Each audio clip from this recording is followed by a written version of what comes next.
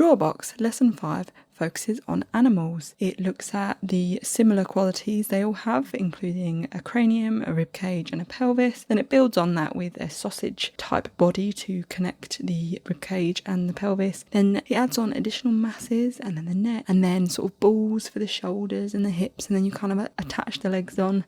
Anyway, it makes sense once you go through it.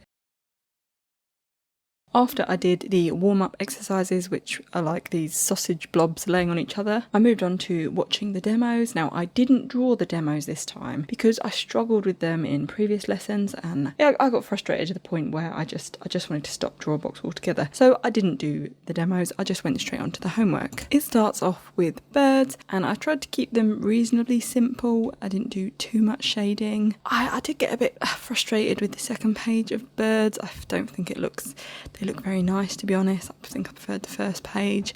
I think there's just the simplicity, but he wanted simple. He said minimal detail. Then I moved on to bears, and I sort of played around with lots of dark shadows and then not many dark shadows, and I'm not too keen on the shadows, I've got to be honest. I don't really like any of the ones that have the dark shadows in them.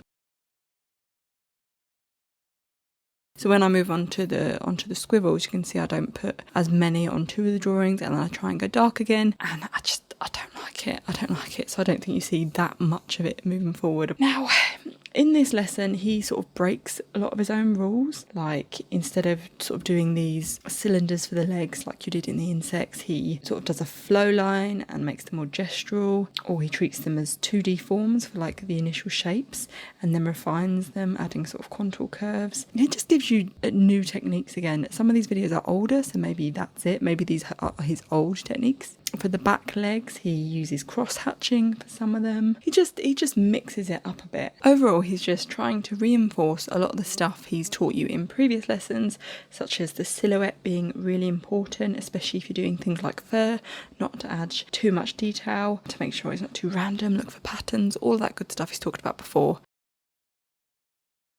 Now, as I'm moving through these, I think you can tell I prefer drawing sort of the sea creatures and sort of the lizards. They're more my jam. I wasn't that into sort of the camels. I quite like doing the wildlife. I find them a bit more interesting. I don't know why. Maybe it's just because things like giraffes and gorillas and elephants are a bit more exotic, a bit more fun to draw. They're very distinctive and unique, whereas things like deers and reindeers and farm animals and all that, they're all quite similar. The last one, don't even ask, you had to mix two, and I mixed a flipping pig and an eagle, and it's just awful. I don't know what I was doing for that one. I was a bit fed up by the end of this lesson, got to be honest. I wonder if Drawabox is losing a little bit of its mojo for me.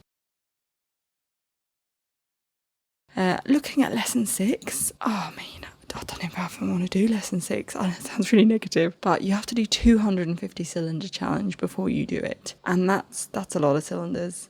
And then the drawing style changes to this kind of square boxy line thing I don't really understand. You can see there, this person's drawing mouthwash, and they're doing it in this square pattern, and I don't know, that doesn't look fun to me. That looks way too like mathematic. I'm drawing to relax and have fun. I just want my drawings to look better, so we'll see. I'll give number 6 a go and let you know how I get on.